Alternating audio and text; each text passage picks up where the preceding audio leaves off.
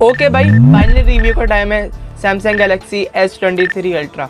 मैं चाहता तो इस वीडियो को लॉन्च के फ़ौरन बाद भी ला सकता था, लेकिन जब सैमसंग और एप्पल की बात आती है तो एक long period of time her reviewer को चाहिए होता है, तो मेरे को भी टाइम चाहिए था। तो डिज़ाइन के बारे में तो आपने सुना ही होगा कि ये सिमिलर S22 अल्ट्रा वाला डिज़ाइन लेके आता है, लेकिन यहाँ पे फिर भी सैमसंग ने S23 अल्ट्रा में कुछ मिनिमम चेंजेस करी है जो कि काफ़ी ज़्यादा रिस्पेक्टिव है। जैसे कि यहाँ पे हमको S22 अल्ट्रा के जो साइड के एजेस मिलते थे ना, वो यहाँ पे हमको टोटली राउंडेड मिलते थे, जिसका फ़ायदा ये था कि यहाँ पे हमको एक स्ट्रॉन्ग ग्रिप मिलती थी। S23 अल्ट्रा के यहाँ पे हमको जो साइड के एजेस मिलते हैं ना, वो कर्व्ड और नहीं, यहाँ पे हमको राउंडेड का मिक्सचर मिलता है, जिसकी वजह से प्रीमियम फ़ोन की फील तो आती है, लेकिन फिर ये एक तरफ स्लिप डिवाइस बन जाता है। लेकिन अगर आप बैक कवर लगा ले तो ये प्रॉब्लम फिर होगी नहीं। वैसे भी कौन इस्तेमाल करेगा, 500,000 का फ़ोन है। और हाँ भाई, आपको बता दूं, अगर आपको इसके बारे में डिटेल में जानना है तो चैनल पे इसके बारे में भी 2 वीडियो मौजूद हैं, जो कि एक ये है और एक ये है। इस वीडियो को देखने के बाद आप वो वीडियो भी वॉच कर सकते हैं। और एक छोटा सा चेंजेस मेरे को एक और दिखा कि S22 अल्ट्रा में यहाँ पे हमको बॉटम में सिंगल माइक मिलता था, लेकिन S23 अल्ट्रा में यहाँ पे हमको डुअल माइक मिलता है। हमने पहले चेक करा, कहीं एवी तो लगा के नहीं दे दिया, लेकिन नहीं, ये काम करते हुए दिखता है। कॉलिंग के टाइम और वीडियो रिकॉर्डिंग के टाइम भी काफ़ी ज़्यादा क्लियर वॉइस रिकॉर्ड करता है, जो कि काम कर रहा है काफ़ी अच्छा। ये तो इसके कुछ मिनिमम चेंजेस थे जो कि S22 अल्ट्रा से डिफरेंस हमको मिलते हैं। अब मेन मुद्दे की बात करते हैं, जो कि S23 अल्ट्रा लेने का रीज़न बनता है। पिछले साल S22 अल्ट्रा आया था, फैंटास्टिक फ़ोन था, लेकिन फिर भी एक चीज़ में बहुत बेकार था, वो था बैटरी बैकअप। और लास्ट ईयर तो ये हाल था कि अगर 15% पे बैटरी है ना तो जेब में डाल लो, क्योंकि किसी को कॉल नहीं कर सकते थे, क्योंकि चुटकियों में फिर वहाँ से वो ड्रेन होता था, इतनी जल्दी ड्रेन हो जाता था 15% से। लेकिन इस बार सैमसंग ने कुछ क्रेजी करा। S23 अल्ट्रा में एक बार चार्ज करता हूँ, पूरे दिन निकाल देता है। और ये जो 15% वाली बीमारी थी ना, ये भी अब इसकी दूर हो चुकी है। अब वो काफ़ी ज़्यादा नहीं, नॉर्मल तरीके से ड्रेन होता है। तो यहाँ से पता चलता है 8 Gen 2 की बैटरी एफिशिएंसी और सैमसंग की ऑप्टिमाइजेशन। तो 8 Gen 2 के बारे में बात कर ही दी, तो थोड़ा सा परफॉर्मेंस के बारे में भी बात कर लेते हैं। ये सैमसंग का फ्लैगशिप, बल्कि फ्लैगशिप नहीं, ये सैमसंग का अल्ट्रा फ्लैगशिप फ़ोन है 2023 का। नॉर्मल परफॉर्मेंस की बात करें ना तो वो तो इसके अंदर बिल्कुल ही बटरी स्मूथ चलती है। और जहाँ तक हैवी परफॉर्मेंस की बात करें, अगर हैवी परफॉर्मेंस मैं आपको समझाने की कोशिश करता हूँ गेमिंग सेंट्रिक में, जैसे कि अगर आप इसके अंदर मैक्स सेटिंग में गेम प्ले करते हैं ना, तो 20 to 25 मिनट के बाद नहीं है, 60 और 40 के बीच में नहीं है, फ्रेम रेट फ्लक्चुएट करना स्टार्ट हो जाता है। लेकिन एक बात मैं सैमसंग की सफाई में कहना चाहूँगा कि कोई भी नहीं मैक्स सेटिंग में खेलना पसंद नहीं करता, क्योंकि हर किसी को एक स्मूथ गेम प्ले चाहिए होता है, जो कि ये अपनी नॉर्मल सेटिंग में ला के देता है। जहाँ तक मेरे को पता है ना, कि कोई भी अभी तक ऐसा फ़ोन नहीं है जो कि आपको मैक्स सेटिंग में एक स्मूथ गेम प्ले दे पाए। लेकिन मेरे को गेमिंग फ़ोन के बारे में अभी कंफर्म नहीं है। तो जितनी भी मैंने इस फ़ोन के साथ टेस्टिंग करी ना, तो ये मेरे ख्याल से एंड्रॉयड सेगमेंट का पहला चिपसेट होगा जो कि सीधा एप्पल के चिपसेट को टक्कर देने वाला है। तो इस बात से भी आप अंदाज़ा लगा सकते हैं कि कितना पावरफुल प्रोसेसर है। और अब मैं आपको इसके डिस्प्ले के बारे में बताता हूँ। सबसे पहले मैं आपको इसकी स्पेसिफिकेशन बता देता हूँ। यह है dynamic AMOLED 2x quad HD 120 hertz वाला पैनल। हर बार की तरह ये भी शार्प है, क्लियर है, और लास्ट ईयर की तरह यहाँ पे हमको 1750 निट्स मिलती है। लेकिन ये फिर भी S22 अल्ट्रा से नहीं थोड़ी इंप्रूव लगती है, क्योंकि जब हमने इन दोनों को साइड बाय साइड रखा ना, तो हमको S23 अल्ट्रा नहीं थोड़ा सा ज़्यादा ब्राइट दिखा।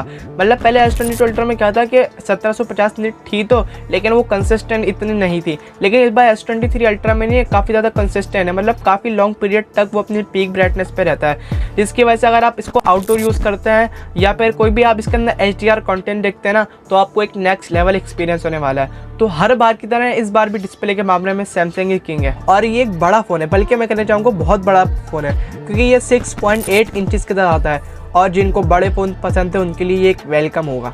और एक छोटी सी चीज़ मेरे को इसके अंदर एक और दिखी कि सैमसंग ने इतना अच्छा इसके अंदर ऑटो ब्राइटनेस सेंसर को यूज़ करा है कि कभी भी आपको इसके स्लाइडर को छेड़ने की ज़रूरत पड़ेगी नहीं। एक है छोटी सी चीज़, लेकिन ये एक बेटर एक्सपीरियंस में नहीं वैल्यू एड करती है ये। और सिक्योरिटी पर्पज़ से यहाँ पे हमको under display ultrasonic fingerprint scanner मिलता है, जो कि आपके हाथ पे ऑयली हो या फिर स्मजेस लगे हुए हो, ये हर कंडीशन में खुल जाता है। एंड काफ़ी ज़्यादा रिलायबल है ये फिंगरप्रिंट स्कैनर दूसरे फिंगरप्रिंट स्कैनर्स के मुकाबले में। एक बात मैं आपसे कहना चाह रहा था कि यार अगर आप नहीं हो तो यार सब्सक्राइब कर दो। और एक चीज़ सैमसंग ने काफ़ी इंप्रूव करी है, वो है इसके स्पीकर। इस बार लाउड है, क्लियर है, और इस बार जो इसकी बेस है ना, वो भी हमको नहीं है इम्प्रूव फील होती है। तो इस बार अगर आप इसके मैक्स वॉल्यूम पे भी रखते हैं ना तो वोकल्स यहाँ पे हमको डैमेज नहीं मिलते, वोकल्स हमको यहाँ पे बिल्कुल ही क्लियर मिलते हैं। अगर मैं आपको इसका सिंपली कॉम्पिटिटर बताऊं तो वो भी आईफोन ही है। अगर मैं आईफोन को 10.10 देना चाहूँगा तो मैं यहाँ पे सैमसंग को 9.8 देना चाहूँगा, जो कि ऑलमोस्ट दोनों ही सिमिलर हैं। अब ये नहीं समझिएगा कि मैं यहाँ पे सैमसंग को एप्पल से कंपेयर कर रहा हूँ, लेकिन बस मैं आपको बताने की यही कोशिश कर रहा हूँ कि इसका कॉम्पिटिटर भी एप्पल ही है। और हाँ गाइस, मेरे को इसके अंदर दो कमियाँ दिखी जो कि सैमसंग उसको और इम्प्रूव कर सकता है। पहला तो ये कि हैप्टिक्स ऐप को और बेटर कर सकता है। मैं यहाँ पे उसकी इंटेंसिटी की बात नहीं कर रहा, मैं यहाँ पे उसकी ऐप इंटीग्रेशन की बात कर रहा हूँ। मतलब कि अलग अलग जगहों पे हैप्टिक्स सैमसंग दे सकता है, जैसे कि वन प्लस और एप्पल दे देते हैं। और दूसरी जो इसके अंदर मेरे को एक इम्प्रूवमेंट की नीड लगती है वो है कैमरा स्विचिंग। यार एप्पल आज भी नहीं काफ़ी ज़्यादा स्मूथ तरीके से नहीं कैमरा स्विचिंग करता है, तो ये कमियां तो नहीं है, लेकिन ये सैमसंग इसको इम्प्रूव कर सकता है और भी। तो हाँ भाई, अब फाइनली बात करने वाला है कैमरास की। पहले मेरे को लग रहा था कोई इतना बड़ा डिफरेंस नहीं होगा इन दोनों के बीच में, क्योंकि पहले S22 अल्ट्रा पिछले साल का कैमरा किंग रह चुका है, लेकिन यार सैमसंग ने तो कुछ क्रेजी कर दिया। क्योंकि जब पहले मैं S22 अल्ट्रा की तस्वीरें देखता था ना, मतलब एक होता है ना कि पता होता है कि हाँ भाई ऐसी फोटोज निकल के आएंगी, एक कॉन्फिडेंट कैमरा जो होता है ना उसके बारे में पता होता है कि हाँ भाई ऐसी फोटो निकल के आएगी। S22 अल्ट्रा वो था, मतलब बिल्कुल ही किल कर देता था फोटोग्राफी में। लेकिन S23 अल्ट्रा तो फिर उसका भी एक हाथ आगे, मतलब बिल्कुल ही वो तो और ही किल कर देता है कैमरे में। मतलब कि यार इसके अंदर यहाँ पे हमको नहीं 4 लेंसेज मिलते हैं और चारों के चारों प्रैक्टिकल है। तो इसकी मेन लेंस की बात करते हैं, जो कि यहाँ पे हमको 200 मेगापिक्सल का मिलता है। लास्ट ईयर जो था ना वो यहाँ पे हमको 108 मेगापिक्सल का मिलता था, इस बार हमको 200 मेगापिक्सल का मिलता है। अब इसका फ़ायदा ये है कि आपने एक स्पेसिफिक एरिया को क्रॉप करके आप उसको यूजेबल फोटो में कन्वर्ट कर सकते हैं, एंड वहाँ पे पिक्सेलेशन भी नहीं आती, क्योंकि यार 200 मेगापिक्सल एक कम कोई होता है। बस मैं आपको एक सिंगल लाइन कहना चाहूँगा कि पिछले साल ने कॉन्फिडेंट कैमरा था S22 अल्ट्रा में, और इस बार ने कॉन्फिडेंस तो है लेकिन आप उसको 2x करना है। और हाँ, सेल्फी की बात कर लेते हैं। इस बार नहीं है डाउनग्रेड करा है सैमसंग ने। लास्ट ईयर जो था ना वो 40 मेगापिक्सल का था, लेकिन इस बार ने 12 मेगापिक्सल का दिया है, लेकिन डाउनग्रेड करा है, लेकिन क्वालिटी में नहीं मेगापिक्सल में डाउनग्रेड करा है। क्योंकि यहाँ पे सैमसंग ने अपने फ्रंट कैमरे में सेंसर साइज को इंप्रूव करा है, जिसकी वजह से शार्पनेस, डायनेमिक रेंज और डेप्थ काफ़ी बेटर हो गई है। मतलब कि ये इमेजेस लास्ट ईयर से बेटर आती हैं S23 अल्ट्रा में। और इसके अल्ट्रा वाइड सेंसर की बात करते हैं ना, वो यहाँ पे हमको 12 मेगापिक्सल का लास्ट ईयर वाला ही मिलता है, लेकिन यहाँ पे सैमसंग ने सॉफ्टवेयर के एल्गोरिथम ने उसको इतना इंप्रूव करके दिया है कि वो S22 अल्ट्रा से भी बेटर ही फील होता है S23 अल्ट्रा में। इसके अंदर ही एक और लेंस मिलता है जो कि आपको नहीं DSLR क्वालिटी की नहीं पिक्सल के देता है, वो है इसका 3x टेलीफोटो लेंस। ये भी लास्ट ईयर वाला ही है, लेकिन यहाँ पे भी सैमसंग ने अपने सॉफ्टवेयर के एल्गोरिथम नहीं इसको नहीं इम्प्रूव करके दिया है इस बार S23 अल्ट्रा में।